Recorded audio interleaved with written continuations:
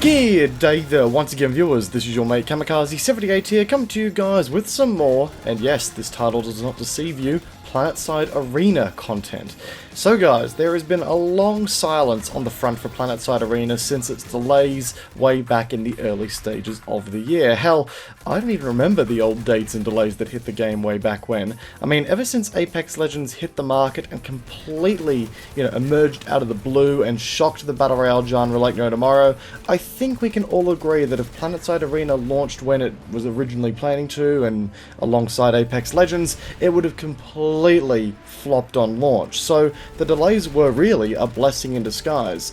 But now that the silence has lifted, with a cinematic trailer and a brand new development blog post with a corresponding roadmap outlining the new focus for the game, we've got a lot to cover. So we're going to waste no time in getting into it right now today, and I'm going to leave all the relevant links in the description down below for you guys to go check out at your own leisure.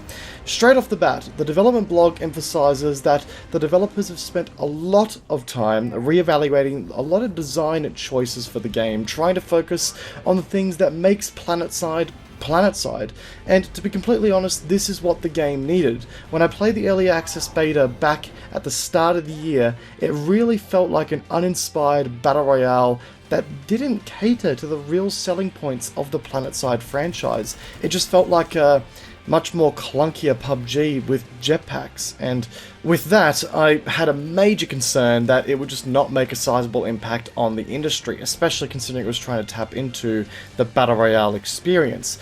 But anyway, starting off with the top of the roadmap, what is being offered out of the gate with the release of the early access period of this game, which is set to release on September 19th. We can see that some serious changes have been made as to what the focus for this game is going to be. Now from the get-go, we are going to be getting a squads and teams mode for Battle Royale, which will be 12-man or 3-man team game modes respectively, with a player cap of 300 players per game. So yeah, while the Battle Royale theme is still something that they want to keep pushing here, and I'm still not sure if that's the right course of action yet, but we'll see how things go, the game is at least now trying to offer something new by not only crushing all Battle Royale games with the outright player count per match, but also with the potential squad sizes now reaching 12 players. I don't think that's ever been done by another Battle Royale, and to see the developers focusing on these things that make Planetside unique is really the right course of action here. If you guys remember back to the initial video I made on the game when it was first announced, I made it very, very clear that I thought the developers missed a huge opportunity to make a class-based, squad-focused Battle Royale experience that took inspiration from the already trialed and proven squad experience that comes from the Planetside franchise at its core. Now, it looks as though my wish has actually been granted here, and if this is truly a BR experience that is designed to be a larger scale, teamwork-oriented survival of the fittest style of experience, then we could be onto something here. Now, while yes, there are only 3 classes coming to the game at launch, there is mention of a new personal loadout system with character and weapon modding, which to me suggests that there's going to be a little bit less focus on looting and more so on building a squad that moves into battle with predetermined loadouts. Sort of, building loadouts that work well together to build the ultimate synergy in a squad to survive the masses and basically become the top squad. If there is an experience here that focuses less on RNG looting and more so on building that perfect synergy of gear in a squad, then again, I think we could be starting to point in the right direction for this game. There are so many Battle Royale games out there that focus so much on you landing in high tier loot drop locations, being the first one to find a gun, and if you're that lucky, dominating the players around you. If we could actually make an adjustment here where it's all about going into battle with a loadout and just trying to survive with your squad, being the best squad you can be with the gear that you've got in this environment. Again, I think we might be onto a good game here. Now, that is of course just the start of this rather solid roadmap that the developers have got planned out for the game. By Q4 of 2019, they aim to have a solos Battle Royale mode up, which again, I don't think really has a place in this game, but hey, that's just me. And there is also something called a Sunderdome coming, and I'm not gonna lie, I don't think I've ever been so freaking keen for a goddamn game mode in my life. I mean, could you just imagine a bunch of Sunderers in like a demolition derby trying to blow each other up? Fuck yes, please. There are also new guns and suit slots coming to the game during this time as well, so they're continuing to bolster the progression a little bit there as well.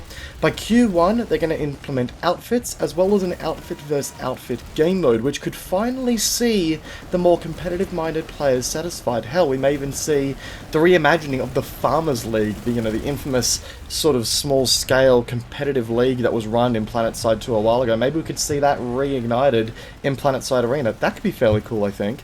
There's also going to be the implementation of aircraft and a further updated progression system, so they can continue to flesh out the progression system a little bit more to keep players coming back for the long run, which is really, really awesome to see as well. As long as it's not a battle pass, I'll be happy with it.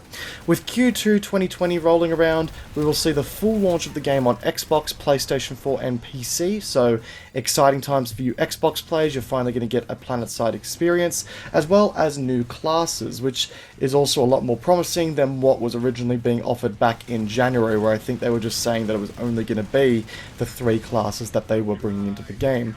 To support the launch, there's also going to be the massive Clash game mode launching around here as well, which promises a 1,000 player war between 2 factions in a base versus base conflict, which is something that'll definitely be a first for console players as well. And that is what Planetside Arena is aiming to offer as it steps into the shooter scene. And man, this is definitely a different game to the one we were promised half a year ago. A very big focus has clearly been placed on large-scale warfare with combined arms and teamwork being at the forefront, taking clear inspiration from the main Planetside 2 title. But the devs have also taken time to address some wider ambitions for the franchise, claiming that Planetside is seen to be an evolving saga that will eventually escalate beyond Araxes into interstellar war, with Planetside Arena being the first step to that goal. With expanded factions, new weapons and vehicles, battles on distant alien planets, and the space between, these are all part of the vision for the franchise, according to the developers. And that, to me, that last part sounds fucking incredible. Could you imagine, just for a second here, guys, a massive 1,000 player space battle set in the Planetside universe? Like, damn, sign me up. That's kind of like what Star Citizen is trying to be, except, it may be a finished game.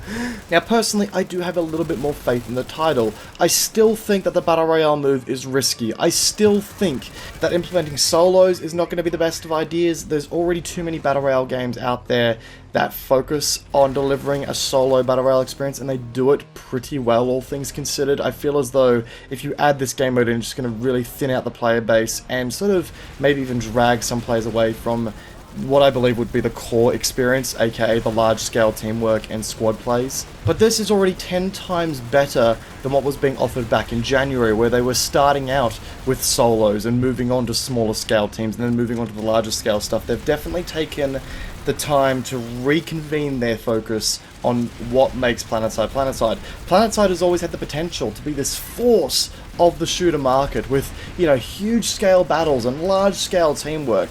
And it really does look like, as I said before, the developers have taken the time to realise the potential and act on it. Delaying a game for this length of time with no degree of explanation as to what's going on behind the scenes for 6-ish months is not an easy thing to do in this industry, especially when the Planetside franchise has never been the most lucrative of the bunch. But now that they have a consistent vision that matches the franchise's quirks, I do think they're on the right mark. And on top of that, it looks as though they plan to use this game as a way to really explore the capabilities of the franchise and take it to some new fields that haven't been done yet, especially for a console market. And for that reason alone, I actually hope that the game delivers on a really unique and fun experience, and therefore does very, very well. The Planetside franchise has never performed financially, so if this were to be the change that threw the game into the spotlight, fan-bloody-tastic. Awesome, it would see more attention drawn to both the Planetside franchise as a whole, and to Planetside 2, and to Planetside Arena. It'd be a brilliant move, all things considered. However, and there is always a however, isn't there, guys? I do have one clear concern, and that is the one thing that puts this franchise on the map: the player counts. Sure, 300 player matches with 12-man squads sounds sick. It's something that's never been done before. But think about it this way. In a Battle Royale, it's not uncommon that players are offed very quickly and very early into a game, and therefore, have to kind of leave to find a new game to go join. So with that, you're going to have a large disparity of players looking for games at different times that have huge population caps, which therefore means that you're going to need a lot of players constantly looking for new games to avoid either A, potentially long matchmaking queues, or B, unpopulated servers.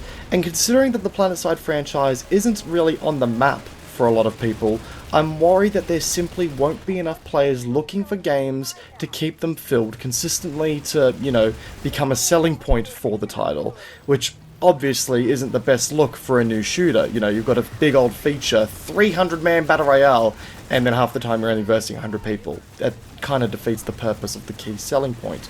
Empty servers on launch shows a poor launch.